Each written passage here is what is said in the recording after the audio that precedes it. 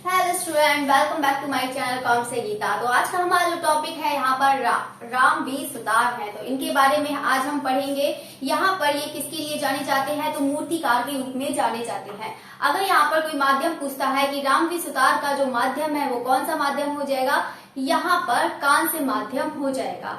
यहाँ पर जो रामवीर सुतार हैं, इन्होंने बहुत सारे महापुरुषों का बहुत बड़ी बड़ी मूर्तियां बनाई हैं, या फिर कह सकते हैं बहुत ही विशाल जो होती है मूर्तियां, बड़े स्तरों पर बनाई हैं, मतलब ऊंची ऊंची बनाई है, विशाल मूर्तियां बनाई हैं उन्होंने महापुरुषों की। तो यहाँ पर इनको जो जाना जाता है, रामवीर सुतार को अनुकृति कलाकार के रूप में भी इनको जाना जाता है। क्यों अनुकृति कलाकार के रूप में जाना जाता है? क्योंकि ये उनकी एक कॉपीराइट, मतलब ये है कि जैसे कि सरदार वल्लभ भाई पटेल का बनाया है तो उनका पोर्ट्रेट बहुत ही अच्छा बनाते थे।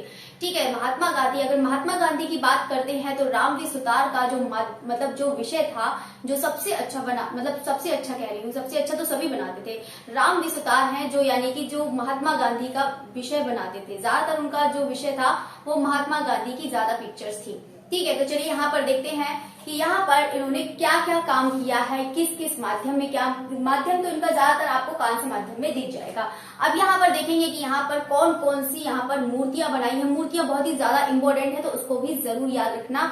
जैसे कि आपका हो गया स्टैच्यू ऑफ यूनिटी। जो स्टैच्यू ऑफ यूनिटी पूछ लिया जाता है कि किसके लिए जाना जाता है, तो आपको पता है कि सरदार वल्लभ भाई पटेल के लिए ये स्टैच्यू ऑफ यूनिटी की मूर्ति बनी थी। चलिए, तो यहाँ पर हम बात करते हैं, सबसे पहले बात करते हैं, ये आप लोग भी जानते हैं कि समकालीन कलाकार हैं कौन, रामवीर सुतार हैं। तो या फिर इनका जो नाम पूरा अगर हम करेंगे तो यहाँ पर कौन हो जाएंगे, रामवांजी सुतार हो जाएंगे। ठीक है, यहाँ पे रामवांजी सुतार हैं, समकालीन कलाकार है, मूर्तिकार। यहाँ पर जो जो पॉइंट आपको याद करने हैं वो बिल्कुल एकदम सीक्वेंस में बताती जाऊंगी और आप उसी तरीके से ही याद रखिएगा। तो यहाँ पे कुछ पॉइंट्स मैंने ऊपर ही लिख रखे हैं कि समकालीन कलाकार यहाँ पर कौन से हो जाएंगे, रामवीर सुतार या रामवंजी सुतार। ये किसके लिए जाने जाते हैं, तो मूर्तिकार के लिए जाने जाते हैं। क्या माध्यम है, तो इनका बिल्कुल कौन सा माध्यम हो जाएगा, कांस्य माध्यम हो जाएगा। ठीक है, तो यहाँ पर जो है इनका जन्म है यहाँ पे 19 फेब 1925 महाराष्ट्र हो जाएगा। ठीक है, ये चीज पॉइंट याद रख लेना, कौन सा हो जाएगा यहाँ पर 1925 हो जाएगा। यहाँ पर कितना, यहाँ पे 19 फेब। ठीक है, ये चीज याद रखना, कहा महाराष्ट्र। अगर यहाँ पर बात करें तो अगर हम बात करते हैं वर्तमान की, यहाँ पर एक पॉइंट रह गया है लिखने को। अगर हम बात करते हैं कि यहाँ पर वर्तमान में ये कहाँ पर रहते हैं, तो ये नोएडा में रहते हैं अपने पिता के साथ, अपने मतलब वहीं के स्टूडियो में काम करते हैं। चलिए, तो यहाँ पर ये चीज हो गया है, ये चीज ठीक है। बाकी ये चीज मैंने बता ही दिया है कि इनको क्या कहते हैं, अनुकृत कलाकार के रूप में इनको जाना जाता है। किसको, रामवीर सुतार को किसको जाना जाता है, अपने अनुकृत कला के रूप, मतलब कलाकार के रूप में इनको जाना जाता है। अनुकृत मतलब यानी कि किसी की अनुकृति, किसी की नकल करना, किसी की नकल करके बनाना, वही चीज अनुकृति हो जाता है। ठीक है, चलिए ये तो चीज हो गया। बाकी इन्होंने बहुत ही बड़े बड़े महापुरुषों की विशाल मूर्तियां बनाई, ये तो आपको पता ही होगा। अब हम बात करते हैं, ये तो मैंने आपको बता ही दिया है कि जो माध्यम है कौन सा हो जाएगा आपका, यहाँ पर कांस्य माध्यम हो जाएगा। ठीक है, इन्होंने कई महापुरुषों की विशाल मूर्तियां बनाई हैं। अब हम बात करते हैं यहाँ पर जो शिक्षा है, जो इन्होंने शिक्षा ली है वो कौन से स्कूल से ली है, जेजे स्कूल ऑफ आर्ट से शिक्षा ली है। किससे ली है, जेजे स्कूल ऑफ आर्ट। और आपको पता है कि कहाँ पर है, ये मुंबई में है। अगर हम बात करते हैं जो इनके गुरु हैं वो कौन से हो जाएंगे, रामकृष्ण जोशी हो जाएंगे। ठीक है, ये चीज याद रखना कि जो इनकी शिक्षा हुई है वो कौन सी, रामकृष्ण जोशी से, मतलब जो इनकी गुरु है वो रामकृष्ण जोशी है। बाकी इनको जो शिक्षा हुई है जेजे स्कूल ऑफ आर्ट से शिक्षा हुई है। अब नेक्स्ट पॉइंट हम देखते हैं कि यहाँ पर जो उनके प्रमुख विषय हैं वो कौन से हैं, महात्मा गांधी की इन्होंने ज्यादा पिक्चर्स बनाई है। ठीक है, अब हम देखते हैं यहाँ पर पुरस्कार है। तो पुरस्कार जो है, तो पुरस्कार तो सभी याद कर लेना। वैसे यहाँ पर कोई भी ऐसा नहीं है कि मैं आपको इम्पोर्टेंट बताऊं, यहाँ पर सभी इम्पोर्टेंट है, सभी याद रखिए। ठीक है, तो यहाँ पे पद्मश्री पुरस्कार जो मिला है वो 99 में इनको मिला है, यहाँ पर भारत सरकार द्वारा। पद्म भूषण की बात करें तो यहाँ पर 2016 में मिला है। यहाँ पर टैगोर कल्चरल अवार्ड मिला है इनको 2018। किसी किसी बुक में हो सकता है कि 2016 हो। ठीक है, तो लेकिन यहाँ पे बता देते हैं 2018 है। टैगोर कल्चरल अवार्ड मिला है 2018 में मिला है। ठीक है, ये चीज याद रखना। बाकी इनको ये भी बता देते हैं कि यहाँ पर 2020 में जो यहाँ पर राम मूर्ति, जो अयोध्या का राम मंदिर है, वहां पर उनको राम मूर्ति बनाने का इनको प्रोजेक्ट मिला था। किसको? राम वी सुतार को मिला था। ये भी चीज याद रखिएगा। तो यहाँ पर जो आपको पॉइंट याद करने हैं, कौन कौन से पॉइंट याद करने हैं? पहली चीज आपको याद करना है कि जो उनका जन्म हुआ है तो यहाँ पर कहाँ पर? महाराष्ट्र में 1925 में। बाकी ये किसके लिए जाने जाते हैं? तो यहाँ पर कांस्य माध्यम के लिए मूर्तिकार के रूप में जाने जाते हैं। और ये कौन से कलाकार हैं? तो बिल्कुल समकालीन कलाकार हो जाएंगे। और इन्होंने बहुत बड़े बड़े महापुरुषों की, मतलब जितने भी स्वतंत्रता सेनानी जो भी होते हैं, इनके महापुरुषों की, तो इन्होंने बहुत ही बड़े विशाल आकार में इन्होंने मूर्तियां बनाई हैं। ठीक है, ये चीज याद रखना है। बाकी अगर हम बात करते हैं, इनको पद्मश्री पुरस्कार मिला है तो 99 में मिला है। और यहाँ पर अगर हम बात करते हैं पद्म भूषण की बात करते हैं तो 2016 में मिला है। अगर यहाँ पर बात करते हैं 2018 में यहाँ पर टैगोर कल्चरल अवार्ड मिला है। तो यहाँ पर तीनों ही चीज याद रखिएगा। बाकी ये है 2020 में इनको राम मूर्ति बनाने का इनको प्रोजेक्ट मिला है, जो अयोध्या का राम मंदिर है। ठीक है, तो यहाँ पे जो पॉइंट्स आपको बताए हैं तो उसको जरूर याद रखिएगा। चलिए, तो यहाँ पे नेक्स्ट बढ़ते हैं। देखो, आपका इतनी जल्दी यहाँ पर हो गया। अगर आप डेली ऐसी क्लास करते हैं तो आपको इतना है कि आप मेरी क्लास करेंगे तो इतना गारंटी है कि आपको कुछ ना कुछ आपको जरूर मिलेगा यहाँ से। ठीक है, तो यहाँ पर आपका वो मंदिर चल रहा था, यहाँ पे उड़ीसा की मंदिर करवाना था, तो मैंने सोचा था कि बीच बीच में आपको आर्टिस्ट भी थोड़ा रिफ्रेशमेंट भी होना चाहिए, कि ताकि साथ साथ में एक सीक्वेंस में पढ़ने हैं तो बच्चे बोलते हैं मैम मंदिर में बड़े कंफ्यूजन होते हैं। मंदिर आपको जिस तरह से मैं करा रही हूँ ना, अगर आप उस तरीके से पढ़ेंगे तो आपको बिल्कुल कंफ्यूजन बिल्कुल दूर हो जाएगा। मैंने बहुत अच्छे से लिखवाया है, इसीलिए मैंने शुरू से पहले लिखवा दिया है कि कौन से मंदिर किस तरह से आपको याद करना है। क्योंकि देखो, कंफ्यूजन ऐसा नहीं है कि मेरे टाइम जब मैं भी पढ़ी थी ना तो मुझे भी कंफ्यूजन बहुत होता था, तो मैंने बिल्कुल अलग अलग उसको लिख रखा है कि ताकि आपको भी कंफ्यूज ना हो। क्योंकि जो चीज मेरे साथ हुआ है वो चीज आप लोग के साथ ना हो, ये चीज मैं कभी नहीं होने दूंगी। ठीक है, तो चलिए, तो यहाँ पर बात करते हैं। अब फर्स्ट पॉइंट है, बहुत ही ज्यादा इंपॉर्टेंट है। जो फर्स्ट पॉइंट है, देखिए यहाँ पर राम किंकर बैच। तो राम किंकर बैच में यहाँ पर मैंने ब्लैंक छोड़ रखा है। आपको यहाँ पर फिल करना है कि राम किंकर बैच जो है और डीपी राय चौधरी, यानी कि राम किंकर बैच का कौन सा ऐसा चित्र है, डीपी राय चौधरी का कौन सा ऐसा चित्र मतलब मूर्ति है।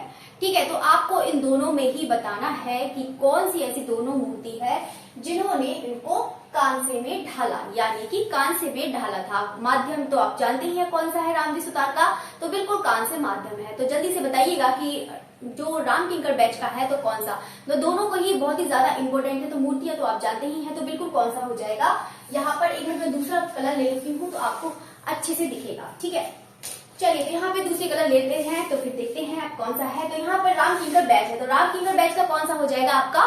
संथाल परिवार। ठीक है, तो आपका कौन सा हो जाएगा? संथाल परिवार। चलिए, ये तो संथाल फैमिली या परिवार कैसे भी कह सकते हैं। ठीक है, संथाल फैमिली या परिवार। चलिए, ये चीज हो गया, राम किंकर बैच का फिल हो गया है। अब हम बात करेंगे यहाँ पर डीपी राय चौधरी की। तो डीपी राय चौधरी का भी आप लोग जानते हैं कौन सा हो जाएगा आपका? दांडी मार्च हो जाएगा। ठीक है, यहाँ पे कौन सा हो जाएगा? दांडी मार्च। चलिए, ये तो चीज हो गया आपका दोनों की। तो जल्दी से बताइएगा कि दांडी मार्च डीपी राय चौधरी ने किस माध्यम में बनाई है, बताइएगा। और यहाँ पर ये भी बताइएगा कि डीपी राय चौधरी ने जो दांडी मार्च बनाई है वो कौन से स्थान पर है, ये भी बताइएगा। तो दोनों भी बताइएगा कौन से कहाँ पर है स्थित। यहाँ पर कभी कभी पूछ लेता है कि यहाँ पर जो बनाया है, क्योंकि मूर्तियां अलग अलग स्थानों पर होती हैं, अब कहाँ पर है पता ही नहीं है। ये तो पता ही है कि आपको किसने बनाया है, ये भी तो पता होना चाहिए कि कहाँ पर है, तो वो भी याद रखिएगा। ठीक है, और संथाल परिवार का भी बताइएगा, दोनों ही बताइएगा, मोस्ट इंपोर्टेंट है तो उसको भी बताइएगा। देखो, कोई भी चीज अगर एक से ज्यादा मतलब दो से ज्यादा अगर रिपीट होती है तो इसका मतलब ये हो जाता है कि वही चीज इंपॉर्टेंट हो जाता है। ठीक है, तो चलिए, तो यहाँ पर हम बात करते हैं। दूसरा पॉइंट है 1954 से लेकर 1958 में प्राचीन गुफा।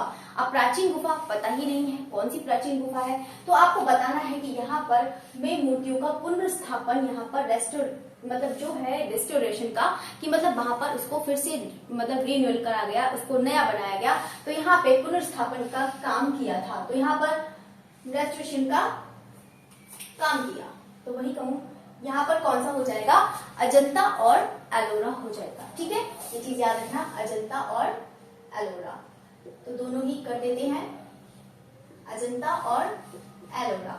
चलिए तो यहाँ पर अब हम बात करते हैं, किसकी बात करते हैं, मूर्तियों की। तो ये 2 पॉइंट आपको मैंने बता दिए हैं, ये 2 पॉइंट अलग से थे तो मैंने सोचा इसको बता दी, तो ठीक है, तो इसको 2 पॉइंट याद रखना। अब हम बात करते हैं इनकी, हाँ अब हम बात करते हैं यहाँ पर इनकी मूर्तियों की बात करते हैं। मूर्तियां, अब मूर्तियां ही बची हैं ज्यादा, बस अब कुछ तो बचा ही नहीं है। आपने पुरस्कार पढ़ लिए हैं, माध्यम पढ़ लिया है, शिक्षा पढ़ लिया है, किस लिए जाने जाते हैं वो भी आपने पढ़ लिया है। अब हम क्या पढ़ेंगे, यहाँ पर मूर्तियां पढ़ेंगे, जो लास्ट है आपका, ठीक है। तो आप खुद ही सोच सकते हैं कि आपकी कितनी देर की क्लास होती है, 15-20 मिनट की क्लास होती है, आराम से आप कर सकते हैं और आप इसको लर्न कर सकते हैं, ठीक है। तो यहाँ पर चलिए मूर्तियां की बात करते हैं। तो यहाँ पर कौन सा हो जाएगा, चंबल देवी को जो मंदिर है, मूर्ति है, तो यहाँ पर आपको ऊंचाई बतानी है। जो मूर्तियां हैं यहाँ पर चंबल देवी की मूर्ति है, आपकी उसको ऊंचाई बतानी है और प्लस उसका आपको स्थान।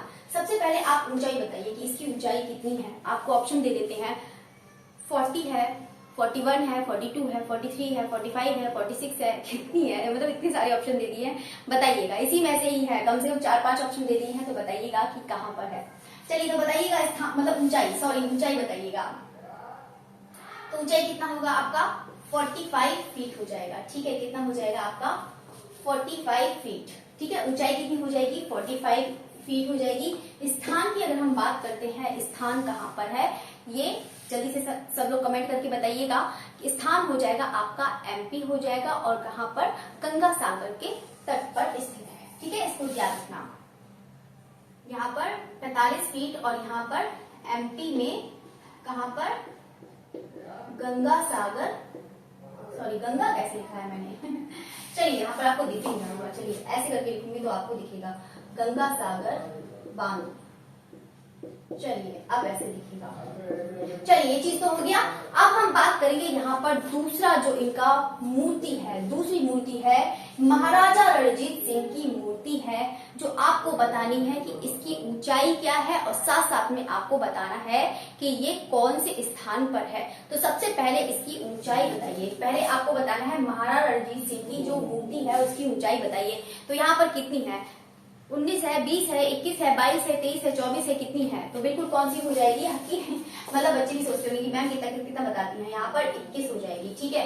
यहाँ पर इसकी जो ऊंचाई है वो कितनी हो जाएगी, ये ऊंचाई लिखा है मैंने, आपको शायद नहीं दिख रहा होगा, बता देते हैं, ऊंचाई लिखा हुआ है, ठीक है। तो ये ऊंचाई है कितनी हो जाएगी, 21 फीट हो जाएगी, ठीक है। अब फीट लिख देंगे तो आपको समझ में आएगा, ठीक है। तो आप खुद ही सोच सकते हैं कि यहाँ पर जो बनाया है तो यहाँ पर कितनी सभी विशाल आकार में बनी है ना, इतनी तो किसी की हाइट ही नहीं होगी, मतलब हाइट से भी ज्यादा ऊंची ऊंची बनाई है। तो यहाँ पे 45 हो गई, 21 फीट हो गई, अभी तो और इससे भी ज्यादा फीट की ऊंची देखेंगे, ठीक है। तो चलिए तो यहाँ पर 45 और अब हम बात करेंगे यहाँ पे तीसरी जो है यहाँ पर मूर्ति है, कौन सी है, कांस्य प्रतिमा में जो बनाई है मोहनचंद गांधी है। तो यहाँ पर गांधी तो आप जानते हैं कि जो इनका विषय था वो कौन सा था, यहाँ पर ज्यादातर आपको देखने को मिल जाएंगे गांधी की, यहाँ पर इन्होंने अधिकतर मूर्तियां बनाई हैं, ठीक है। तो चलिए तो यहाँ पे गांधी की बात करते हैं, कांस्य प्रतिमा जो बनाई है, अच्छा इसका स्थान रह गया, ठीक है। तो यहाँ पे स्थान रह गया है अमृतसर।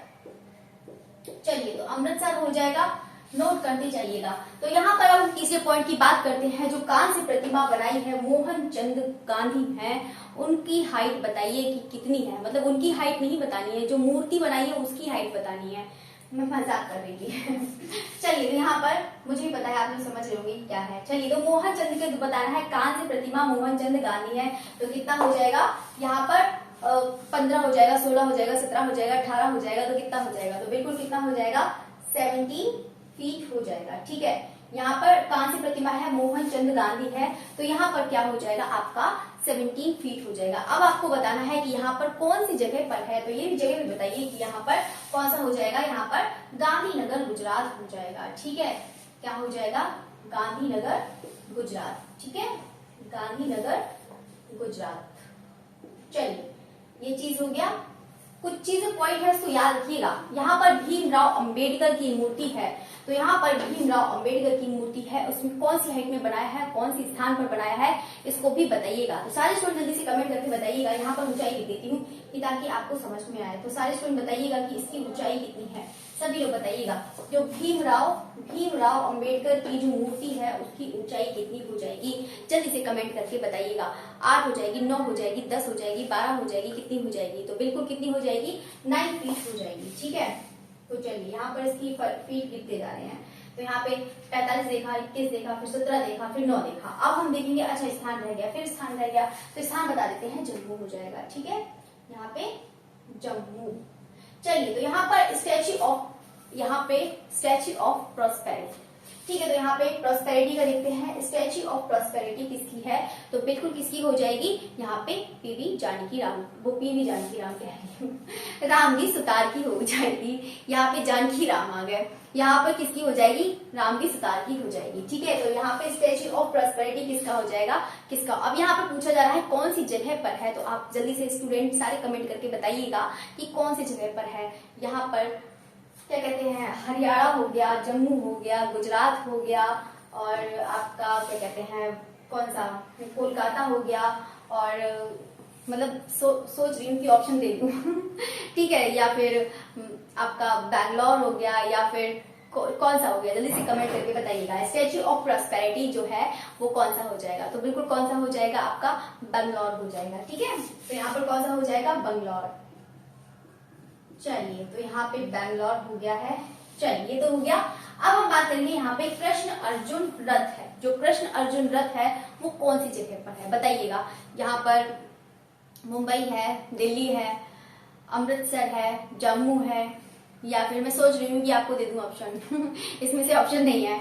आपका कौन सा हो जाएगा? आपका हरियाणा हो जाएगा। ठीक है, कौन सा हो जाएगा? हरियाणा। तो बताइएगा।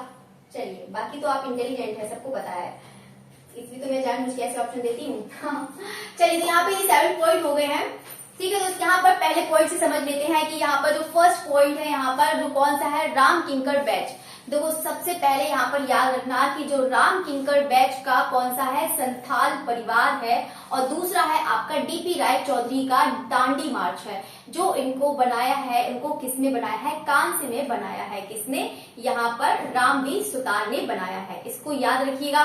बाकी यह चीज याद रखिएगा कि यहाँ पर 1957 से 58 से यहाँ पर अजंता और एलोरा का यहाँ पर उन्होंने मतलब यहाँ पर उसको नया बनाया था। ठीक है, यहाँ पर 1957 मतलब नया बनाया था, पुनर्स्थापन मतलब पुनर्स्थापन किया था। ऐसी चीजें होती है ना, बिल्कुल माइंड से निकल जाती है। यहाँ पे पुनर्स्थापन, हिंदी ही इतना टफ है। यहाँ पे रेस्टोरेशन। ठीक है, यहाँ पे रेस्टोरेशन का इन्होंने काम किया था। ठीक है, 1957 से 58 से अजंता व एलोरा का इन्होंने क्या किया था? मतलब जो अजंता एलोरा की जो गुफाएं हैं, उनकी जो प्राचीन गुफाएं हैं, उसका रेस्टोरेशन का इन्होंने काम किया था 1957 से 58 के बीच में। चलिए, वो 1954 से लेके 58 के बीच में, फिर से गलत हो गया, 1954 से लेके 58 तक, आपको गलत नहीं बताऊंगी। ठीक है, तो इसलिए तो मैं बिल्कुल कहीं आपकी, देखो हमेशा जरूर धोखा खाती हैं। बहुत ज्यादा जिनको होता है ना, कम से कम 40-50 साल का एक्सपीरियंस होता है ना, उन्हीं का कम से कम हो जाता है कि एक बार में सब कुछ बता दें। तो 1954 से लेके 1958 तक की यहाँ पर अजंता व एलोरा का इनको क्या हुआ था? मतलब रेस्टोरेशन का काम दिया गया था। ठीक है, जो प्राचीन गुफाएं हैं अजंता एलोरा। चलिए, तो ये चीज हो गया है। मूर्ति आप देख लेते हैं। यहाँ पर जो चंबल की मूर्ति है, ठीक है, तो यहाँ पर जो चंबल की मूर्ति है, यहाँ पर ऊंचाई 45 फीट हो जाएगी। स्थान एमपी गंगा सागरबांध हो जाएगा। महाराजा रणजीत सिंह की मूर्ति है जो 21 फीट है। यहाँ पर स्थान कौन सा हो जाएगा? आपका अमृतसर हो जाएगा। कांस्य प्रतिमा मोहनचंद गांधी है तो 17 फीट है। स्थान कौन सा हो जाएगा? आपका यहाँ पर गांधीनगर गुजरात हो जाएगा। भीमराव अंबेडकर की मूर्ति है जिसकी ऊंचाई कितनी है? 9 फीट है। कितनी है? 9 फीट है। यहाँ पर स्थान जम्मू हो जाएगा। स्टैच्यू ऑफ प्रॉस्पेरिटी है जिसका मतलब कहाँ पर है? बंगलौर में है। और यहाँ पे कृष्ण का जो रथ है, यहाँ पे अर्जुन रथ, ये कहाँ हो जाएगा? आपका हरियाणा में हो जाएगा। तो यहाँ पर कुछ चीज पॉइंट है तो उसको बहुत अच्छे से याद रखिएगा। ठीक है, यहाँ पर कौन सा है? चंबल देवी की मूर्ति याद रखिए। फिर से रिपीट, चलो बाद में रिपीट कराऊंगी, ये तो बहुत हो गया। चलिए, यहाँ पर ये चीज हो गया। मुझे पता है आप लोग बहुत ही ज्यादा ब्रिलियंट है, माइंड एकदम शार्प है और एक बार में ही आपको याद हो जाएगा। लेकिन एक बार आपको लगता है, ये सिर्फ भ्रम होता है कि हम लोग को एक बार में याद हो जाता है, लेकिन ऐसा नहीं होता है। क्योंकि अगर वो चीज भूल जाते हैं तो इसका मतलब क्या है कि आपको याद ही नहीं हुआ था। ये सिर्फ भ्रम होता है कि हाँ हमें याद हो गया, लेकिन ऐसा नहीं होता है, भूल जाते हैं फिर। ठीक है, तो कम से कम उसे 2-3 बार पढ़ो, याद हो जाएगा, 5 बार पढ़ो हो जाएगा याद। चलिए मोस्ट इंपोर्टेंट है ये वाला स्टैच्यू ऑफ यूनिटी। तो आप लोग सब लोग जानते हैं स्टैच्यू ऑफ यूनिटी बहुत ही ज्यादा इंपॉर्टेंट है। किस महापुरुष के लिए जानी जाती है, तो आप जानते हैं सरदार वल्लभ भाई पटेल, जो लौह पुरुष के रूप में इनको जाना जाता है, वही इनकी मूर्ति है। ठीक है, तो सरदार वल्लभ भाई पटेल हो गए, ये भारत के स्वतंत्रता सेनानी व प्रथम गृह मंत्री हैं। अब आपको यहाँ पर बताना है इसकी हाइट। तो सारे स्टूडेंट पर कमेंट करके बताइएगा, इसकी हाइट बहुत ही ज्यादा इंपॉर्टेंट है। अगर देखो मीटर में बात करते हैं तो आप यहाँ पे लिखेंगे 182 मीटर है। अगर हम बात करते हैं फीट में अगर बात करते हैं तो यहाँ पे 597 फीट हो जाएगा। ठीक है, ये चीज याद रखना। हाइट इसकी कितनी हो जाएगी, 182 मीटर हो जाएगी। अगर हम बात करते हैं फीट में तो 597 इसकी हाइट हो जाएगी फीट में। ठीक है, दोनों ही याद रखिएगा, दोनों ही बहुत ही ज्यादा इंपॉर्टेंट है, इसको अच्छे से याद रखिएगा। अब हम बात करते हैं यहाँ पे लोकेशन की। तो गुजरात के नर्मदा जिले में यहाँ पर केवड़िया डैम में स्थित है। ये चीज याद रखिएगा, कहाँ पर, गुजरात के। वैसे इतना ज्यादा आएगा नहीं कि यहाँ पर नर्मदा जिले में केवड़िया डैम में स्थित है, सीधे सीधे आपको पता है कि यहाँ पर कहाँ पर है, गुजरात में है। बस इतना ही याद कर लो बस इतना ही याद आपको मतलब पूछा जाएगा। ठीक है, तो यहाँ पे गुजरात में नर्मदा जिले में यहाँ पर केवड़िया डैम में स्थित है। अब हम बात करते हैं यहाँ पर जो 9 पॉइंट है सरदार वल्लभ भाई पटेल है, इनकी ऊंचाई बताइएगा। देखो यहाँ पर इसके अलावा भी बनाई है, कहाँ पर बनाई है, संसद भवन में आपको बता देती हूँ। यहाँ पर संसद भवन दिल्ली में बनाई है। ठीक है, संसद भवन दिल्ली, नीचे लिख देती हूँ दिल्ली, क्योंकि अब तो यहाँ पर कोई भी जगह है ही नहीं जो आपको बताया जाए। चलिए, तो यहाँ पर ये चीज हो गया है सरदार वल्लभ भाई पटेल, जिसकी ऊंचाई यहाँ पर आपको ऊंचाई बतानी है। तो सारे स्टूडेंट पर ऊंचाई बताइए, यहाँ पर कौन सी हो जाएगी, 18 फीट हो जाएगी।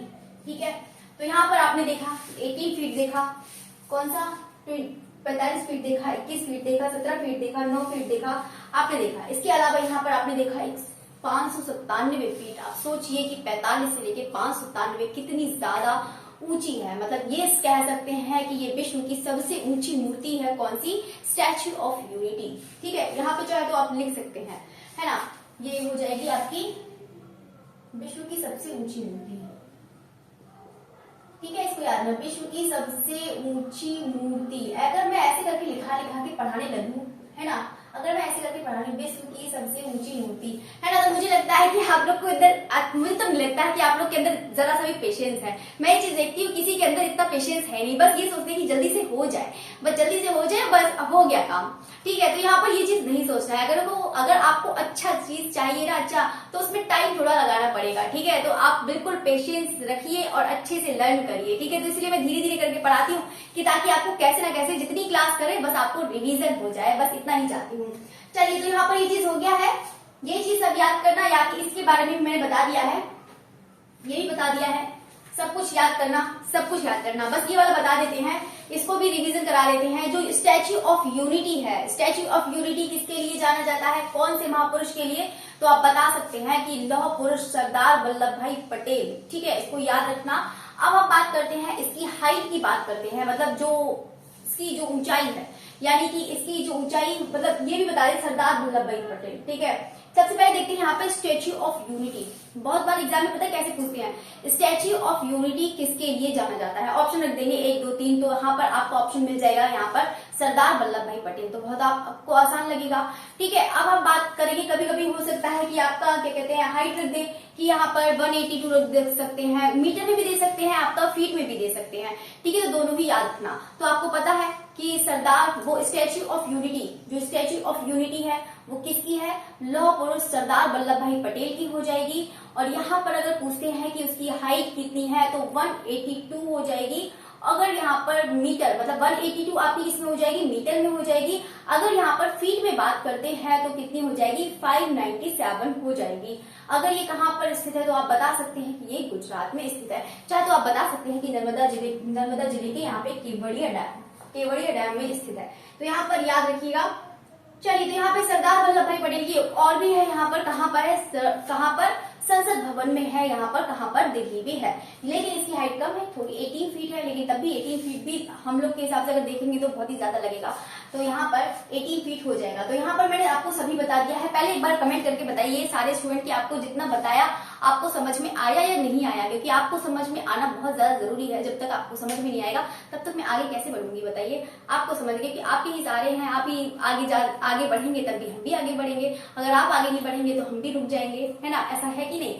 चलिए, तो यहाँ पर टीचर और स्टूडेंट का यही एक बहुत अच्छा रिलेशन होता है। जब तक स्टूडेंट, क्योंकि टीचर को भी इतना अच्छा पढ़ाना है कि स्टूडेंट आगे बढ़े, ठीक है, तो यहाँ पर बहुत ही ज्यादा अच्छा रिलेशन होता है एक टीचर और एक स्टूडेंट का।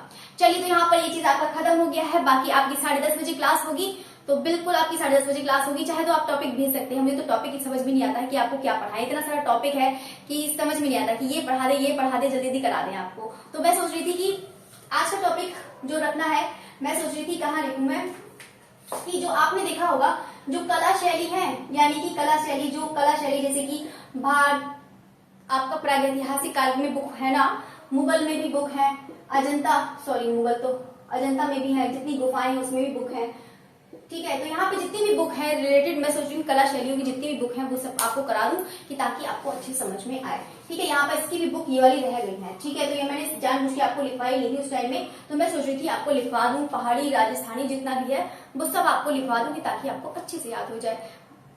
बाकी फिर मिलते हैं 10:30, बाकी अपने टाइम से मिलते हैं। Okay, thank you everyone.